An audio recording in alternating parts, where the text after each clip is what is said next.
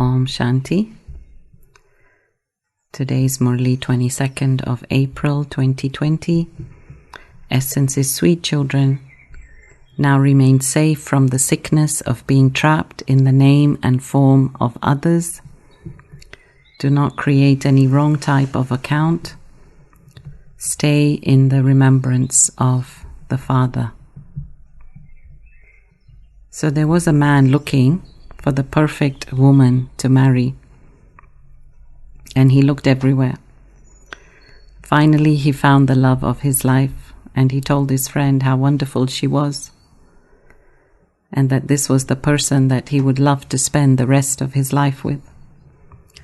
So his friend said, "Well, why don't you propose to her and marry her?"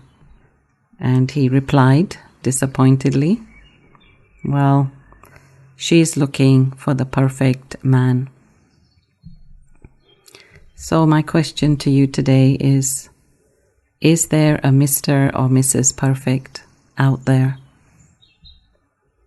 And if we know the answer to that question, then are we making compromises when we find ourselves getting involved with someone? It's actually a romantic myth which makes us think that the one we are falling in love with is perfect for me. But wait till you start living with them when the rubber hits the road and we get into all those mundane activities, the daily chores. That is when the real work of sustaining the relationship begins. Up until then, we don't see the faults and the flaws, and we are on cloud 9. Rumi actually said, your task is not to seek for love, but merely to seek and find all the barriers within yourself that you have built against it. So this is so true. We have love, we are love. We are not separate from love. But what is stopping us from loving ourselves? This is the big topic. The topic is not that I'm being attracted to others and that I should not, but why am I being attracted to others? Many times Baba says, what do you see in Ravan that you have to go to him? What don't I have that Ravan has? This is the feeling that Baba, our beloved, has for his lovers. Why is it that Baba is not enough? So it's actually an illusion to think that there is someone out there to complete us. And for as long as we stay in this illusion, we are going to continue to suffer. But the point is, we love it when someone adores us, when someone loves us. And that is because we cannot adore ourselves. We cannot love ourselves. So we have to find things to love in ourselves. Not in an arrogant way, but a very loving and kind way. Rumi also said that when you realize your beauty, you will become a lover of yourself. So we need to learn to love ourselves the way a lover would love us. We need to see our beauty like a lover sees it. We need to be both the love and the lover. In the Golden Age, when you see the picture of Lakshmi Narayan, you don't see Narayan being needy with his arm around Lakshmi, or Lakshmi holding on tightly to Narayan's arm out of desperation. No, both are standing in their own right, in their own power. So let's look at this. Why is there the neediness in the soul? And that's because we are empty. Means not full. And so what are we not full of? We're not full of knowledge, wisdom. We're not full of self-love. We don't love ourselves enough. We don't have peace of mind. We're not full of peace. We don't respect ourselves, so there's no self-respect. We don't like ourselves because there isn't the discipline. So in other words, we are not the masters. That's what we're learning here, right? Raja Yoga, to become the masters of the self. And so as we master our life step by step, we begin to develop that self-love and confidence. And that's how we begin to love ourselves. In other words, when we meditate and we see our inner beauty, that's when we start to fall in love with ourselves. And we say, oh, I didn't know I had that. I didn't know I had that quality. So why is it that we don't like to be lonely? Again, because we don't love ourselves enough. So what do? In order to avoid ourselves, we distract ourselves by being with others. And in this way, the distraction helps us to muffle that inner voice, which is actually saying, come to me, stay with me, love me, listen to me. It's a bit like not looking at the attic or the garage because there is just so much work to do there. It's like we don't want to look inside because we know we're going to find a can of worms. And really, I know this feeling because I've lived in many different countries, and in the beginning, until the center really got set up and people started to come, I was mostly on my own. And having been brought up in a family, large family in London, and having lived in the London center for 10 years with so many others, this feeling of loneliness and aloneness was definitely something I had to deal with. And I can say I feel a lot better being with myself as I have really worked through that feeling. So from where does this icha, this desire begin of company, neediness, love? Where does it begin from? It's from a discontentment in the soul. And that's what Baba said in that Avyak Murli a few weeks ago, that icha, which is the desire, really is connected with lust. And so there is lust because there isn't the contentment. So it's a process in our life to simplify our life, but it has to do with simplifying our mind from feeling full with what we have inside. And not full after I have my millions in the bank account, after I have that cushy job, after I feel so many people love me. No, I have to feel full despite all of those things. And Dadi Janki always bragged about having empty pockets and traveling the world. Right? And it's true, because she did not need anything for herself. And this is why the world trusted her and gave her everything. And by the way, Dadi never wore a hairband or put clips in her hair because she said if I lost them, then I would lose my peace of mind. Anyway, that's another point. But back to this icha thing. So, as Baba said, icha nahi hai, but acha lagta hai. So there's not a desire, we say, but it feels good. So is it the body feels good, or is it the soul feels good? What does the soul need? The soul only needs God's love and nothing else.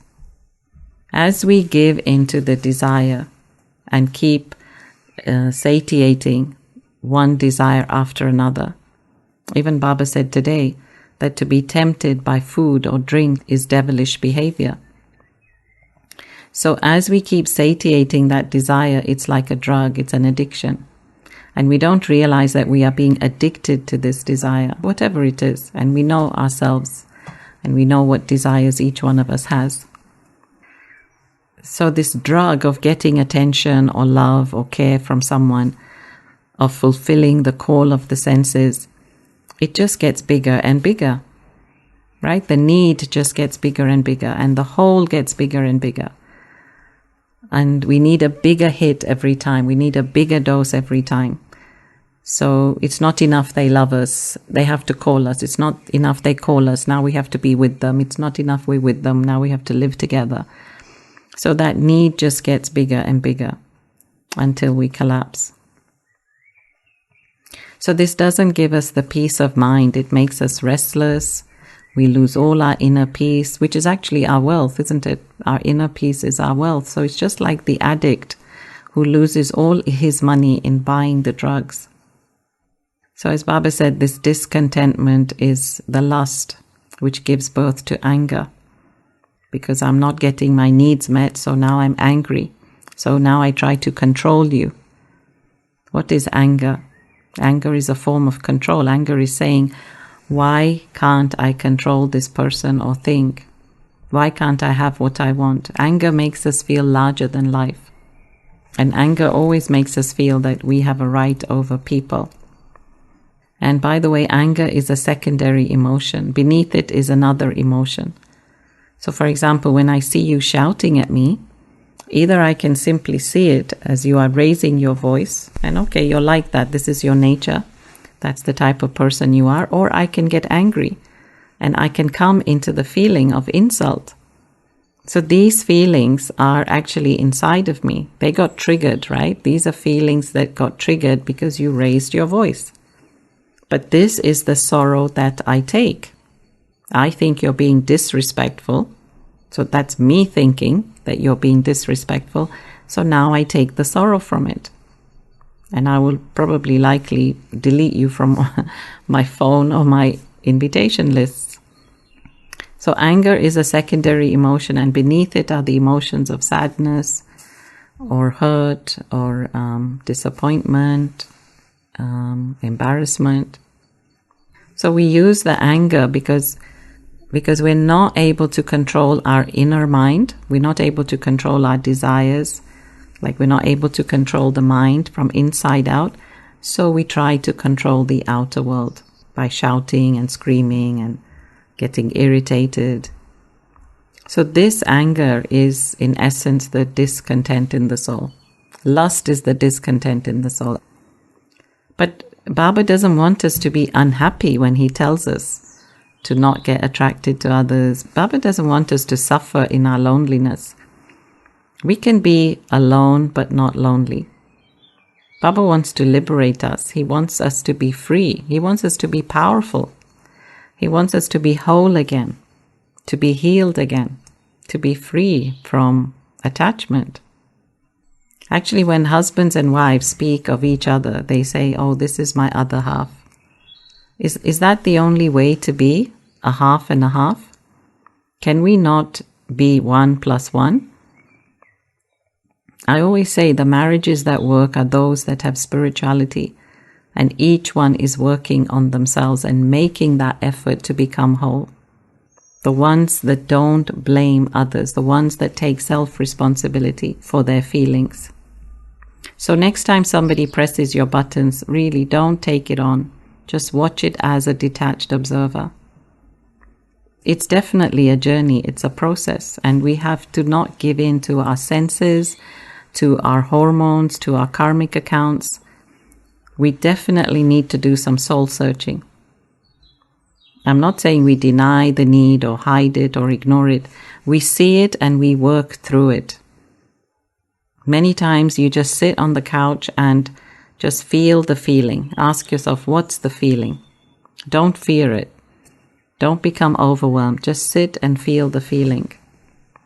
And we have to keep bringing Baba into the picture, and we have to say, Baba, okay, now you have to fill this hole in the soul. Only Baba is the one who can fill that hole. There is no one else. We say doctors can take away the pain of the body, but only God can take away the sorrow of the soul. Only God can fill the emptiness in the soul.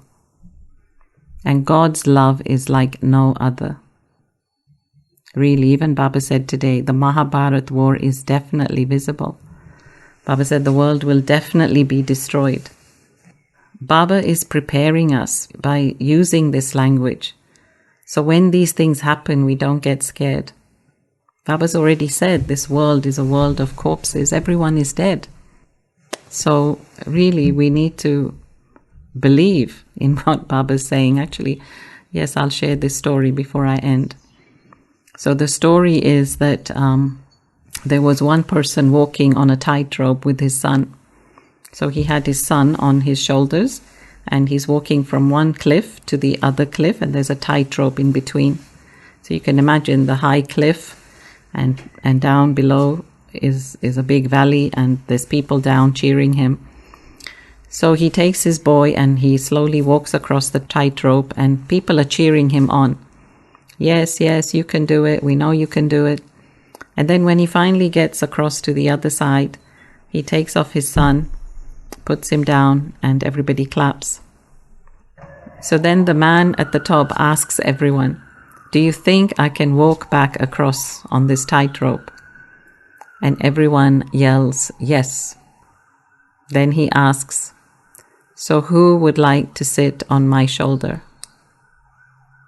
And of course, no one said yes. So this is the difference. We can believe, we believed he could do it, but we don't trust him. And this is our state. We believe Baba, that yes, what he's saying is true, but we don't trust Baba. So really, let's have a look at the soul today. What's the need? What's the attraction? What's the emptiness? Why am I being trapped in the name and form of others?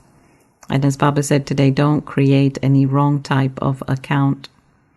Because this is the thing. We've come to settle our accounts and we end up creating more. So wishing everybody a wonderful day. Om Shanti.